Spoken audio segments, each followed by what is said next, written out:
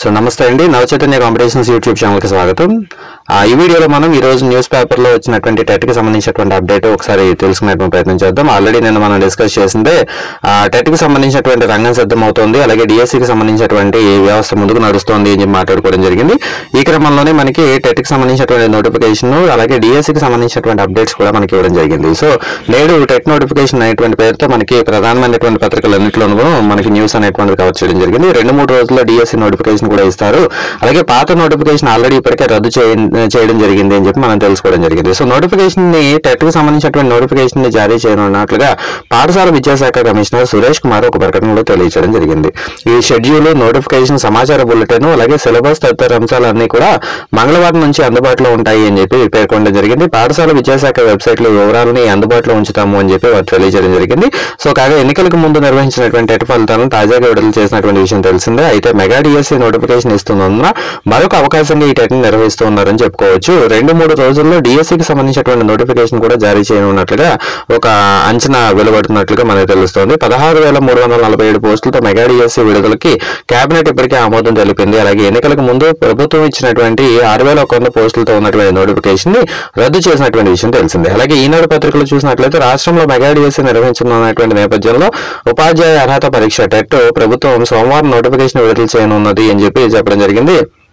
పాఠశాల విద్యాశాఖ CSEAP.gov.in అనేటువంటి వెబ్సైట్ లో దీనికి సంబంధించినటువంటి పూర్తి వివరాలను మంగళవారం నుంచి అందుబాటులో ఉంచుతున్నాము అన్నట్లుగా ఆ శాఖ యొక్క కమిషనర్ అయినటువంటి సురేష్ కుమార్ తెలిపినట్లుగా తెలియజేయడం జరిగింది.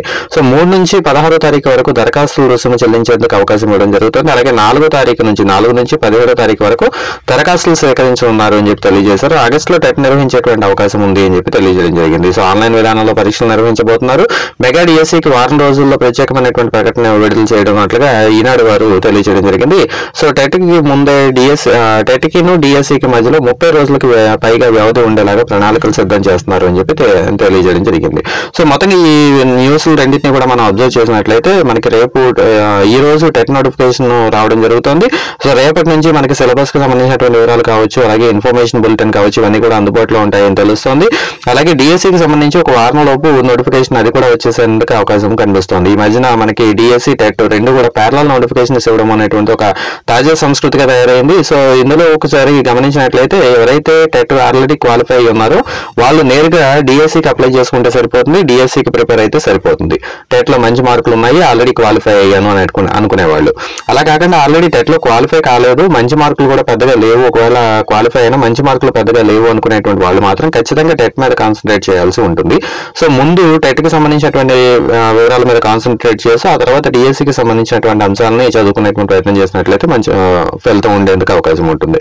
అయితే ఇక్కడ ఇంకొకటి గమనించాల్సింది ఏంటంటే టెట్ కి డిఎస్సికి మధ్యలో సుమారుగా 1 రోజులు అని చెప్పి అంటూ ఉన్నారు. కానీ బహుశా నేను అనుకోవడం ఒక 45 రోజుల వరకు సమయం ఉంటుందేమో వీళ్ళు ఇస్తున్నటువంటి షెడ్యూల్ అనుసరించి. టెట్కి వచ్చేసి ఒక 45 రోజులు సమయం ఉండేందుకు అవకాశం కనిపిస్తుంది. అక్కడ నుంచి మళ్ళీ డిఎస్సికి ఒక 45 రోజుల సమయం ఉంటుంది. ఓవరాల్ గా 90 రోజుల సమయం ఉంటుంది అని చెప్పి నాకు అనిపిస్తోంది. సో ఈ క్రమంలో ఏంటంటే మీరు ఇప్పటి నుంచి ప్రిపరేషన్ స్టార్ట్ చేసి ఏ రోజుకి ఆ రోజు ప్రతిరోజు కరెక్ట్ గా ఈ రోజు సిలబస్ ని పూర్తి చేయాలి అనేటువంటి కృత లక్ష్యంతో కనుక మనం ముందుకు వెళ్ళగలిగినప్పుడు మాత్రమే సిలబస్ ని పూర్తి చేసేందుకు అవకాశం ఉంటుంది. ఎందుకంటే ఎప్పటి నుంచో మనం నిరుద్యోగ అభ్యర్థులందరూ కూడా ఎదురు చూస్తూ ఉన్న నోటిఫికేషన్, ఇది చక్కటి నోటిఫికేషన్ వచ్చింది. అయితే అదే సందర్భంలో ఏంటంటే ప్లాన్ గా మనం చదువుకోకపోయినట్లయితే ఇప్పటి వరకు మనం చదివింది మొత్తం దాదాపుగా వృధానే. ఎందుకంటే పాత పుస్తకాలు, కొత్త పుస్తకాలు రకరకాలైనటువంటి మార్పులకు లోనైనాయి. సో పాత పుస్తకాలు అంతా కూడా హడావుడిగా చదివేస్తున్నారు ఇప్పటి వరకు. ఇప్పుడు కొత్త పుస్తకాలు చదవాల్సి ఉంది. కాబట్టి ఏంటంటే ఇప్పుడు అభ్యర్థులందరూ కూడా కొంచెం సీరియస్ గా తీసుకుని ఏ రోజు సిలబస్ ఆ రోజు చదువుకునేలాగా చక్కటి ప్లానింగ్ చేసుకోవడము, ఆ ప్లాన్ ప్రకారం సిలబస్ ని చదువుకుంటూ ముందుకు వెళ్ళడం అనేటువంటి చేయాల్సి ఉంటుంది. అలాగే నవచైతన్య కాంపిటీషన్స్ కూడా చక్కటి షెడ్యూల్ ఒక దాన్ని డిజైన్ చేసి ఇవ్వడం జరుగుతుంది. సో బహుశా 6వ తారీఖు నుంచి కానీ 12వ తారీఖు నుంచి కానీ కొంచెం సమయం ఉంది అంటే 12వ తారీఖు నుంచి ఎగ్జామ్ స్టార్ట్ చేస్తాము. సమయం లేదు అనుకున్నట్లయితే 6వ తారీఖు నుంచి ఎగ్జామ్ షెడ్యూల్ స్టార్ట్ చేస్తాము. దానికి సంబంధించినటువంటి వ్యవస్థ అంతా కూడా మనం ఆల్రెడీ సిద్ధం చేసుకోవడం జరిగింది.